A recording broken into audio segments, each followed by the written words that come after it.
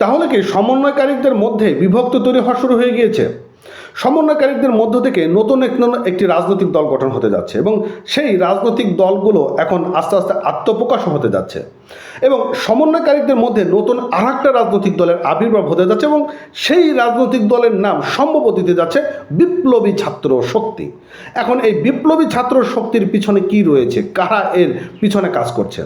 আপনারা জানেন যে মার্কিন প্রেসিডেন্ট ডোনাল্ড ট্রাম্প তিনি একটা কথা বলেছেন। তিনি বলেছেন যে জো বাইডেন থাকা অবস্থায় বাংলাদেশকে 29 বিলিয়ন মার্কিন ডলার দেওয়া হয়েছিল এবং সেই 29 বিলিয়ন মার্কিন ডলারটা এখন কোথায় রয়েছে? মাত্র দুজনের হাতে রয়েছে। সেই ডলারটা কোন কোন জায়গাগুলোতে খরচ করা হচ্ছে সেটাও কিন্তু এখন আমাদের কারো জানা নেই। তো যাই হোক, আমরা এখন মূল আলোচনার মধ্যে আসি। এখন আপনারা জানেন যে ছাত্ররা যে নতুন একটি রাজনৈতিক দল আরেকটা গঠন করতে যাচ্ছে, তো তার মধ্যে একটি কমিটি হবে এবং সেই কমিটিতে 251 সদস্য বিশিষ্ট। মূল পদে আসবেন 4 জন। পদে আসতে হলে ছাত্র অবশ্যই হতে হবে, মধ্যমপন্থার রাজনীতিতে গুরুত্ব আরোপ থাকতে হবে। এখন এই যে ছাত্ররা তারা নতুন নতুন রাজনৈতিক দল গঠন করছে, আসলে তারা এখন স্কুলগামী না, কলেজগামীও না, এবং এই যে নতুন একটি রাজনৈতিক দলের আত্মপ্রকাশ হতে যাচ্ছে, তারা এখন বিভিন্ন স্কুল কলেজগুলোতে তারা আলোচনা চালাবে যে কোন স্কুল থেকে কয়জন ছাত্র আসবে, কোন কলেজ থেকে কতজন ছাত্র আসবে, এই বিষয় নিয়ে তারা এখন নতুনভাবে কাজ করতে যাচ্ছে।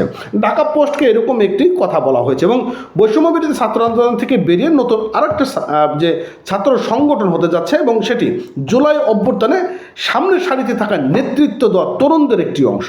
এই বিষয়টা কিন্তু আপনাদেরকে মাথায় রাখতে হবে যে জুলাই অভ্যুত্থানে যে নেতৃত্ব দেওয়া হয়েছিল এবং সেই নেতৃত্ব সামনের সারিতে দেওয়া নেতৃত্বকারীরা কিন্তু নতুন রাজনৈতিক দল গঠন করতে যাচ্ছে। এটা কিন্তু পিছনের দেওয়া নেতৃত্ব নয়, ওই যে 29 বিলিয়ন মার্কিন ডলার, মাথায় রাখবেন। তো সোমবার মধুর ক্যান্টিন থেকে এর আত্মপ্রকাশের সম্ভাবনা রয়েছে এবং সংগঠনটির নাম হতে পারে বিপ্লবী ছাত্র শক্তি এবং আত্মপ্রকাশের দিনেই 251 সদস্য বিশিষ্ট কমিটি ঘোষণা হতে পারে এবং সংগঠনটির বেশ কয়েকজন সম্ভাব্য নেতা ঢাকা পোস্টকে বিষয়টি নিশ্চিত করেছেন। শনিবার সংগঠনটি আত্মপ্রকাশের গুঞ্জন উঠলেও কেন্দ্রীয় নেতৃত্ব নির্বাচন, দলের নাম সহ বিভিন্ন বিষয় অমীমাংসিত থাকায় আত্মপ্রকাশের দিন পৌঁছাতে হয়। তো এখন আরও কি রয়েছে? নাম প্রকাশের অনিচ্ছুক একজন বৈষম্যবিরোধী ছাত্র আন্দোলন 2 জন সাবেক সমন্বয়ক বলেন। এই যে সাবেক সমন্বয়ক শব্দটা চলে আসলো, এটা মাথায় রাখবেন। আচ্ছা, রুদ্ধদ্বার আলোচনা চলছে এবং শীর্ষ নেতাদেরকে কোন পদে থাকবেন তা নিয়েও এখন আলোচনা হচ্ছে। এছাড়াও দলের নাম ঠিক করা, কাঠামোট কী হবে, কর্মপদ্ধতি কী হবে তা নিয়েও এখন চলমান রয়েছে। এছাড়া দলের নাম এবং পরিকল্পনা ঠিক করে দেশের বিভিন্ন শিক্ষা প্রতিষ্ঠানে শিক্ষার্থীদের সঙ্গে আলোচনা বিদ্যমান রয়েছে। নিজেরা তখন পড়াশোনা করবেই না, এখন যারা একটু পড়াশোনা করার প্রতি একটু আগ্রহ প্রকাশ রয়েছে তাদেরকেও বের করে এখন রাজনীতিতে নিয়ে আসা হচ্ছে। রাজনীতি করলে তো 29 বিলিয়ন মার্কিন ডলার, রাজনীতি করলে তো লাভ রয়েছে। কেন না লাভ রয়েছে? ডাক্তার হলে কয় টাকা ইনকাম করা যায়, ইঞ্জিনিয়ার হলে কয় টাকা ইনকাম করা যায়। বাংলাদেশ অন্ধকারের মধ্যে চলে যায়, কোনো সমস্যা নেই। ডাক্তার, ইঞ্জিনিয়ার, ম্যাজিস্ট্রেট এগুলো হওয়ার কোনো প্রয়োজন নেই। রাজনীতি হতে হবে, সমন্বয়ক হতে হবে, 29 বিলিয়ন মার্কিন ডলার।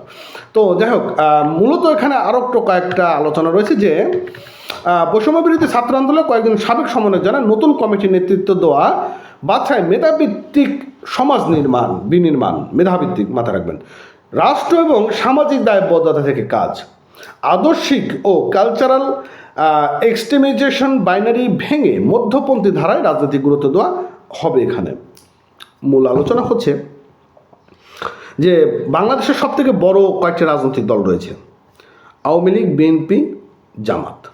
এখন এদেরকে মাইনাস করে দিয়ে এদেরকে কেউ ভোট দেবে? আপনার কাছে কি মনে হয়?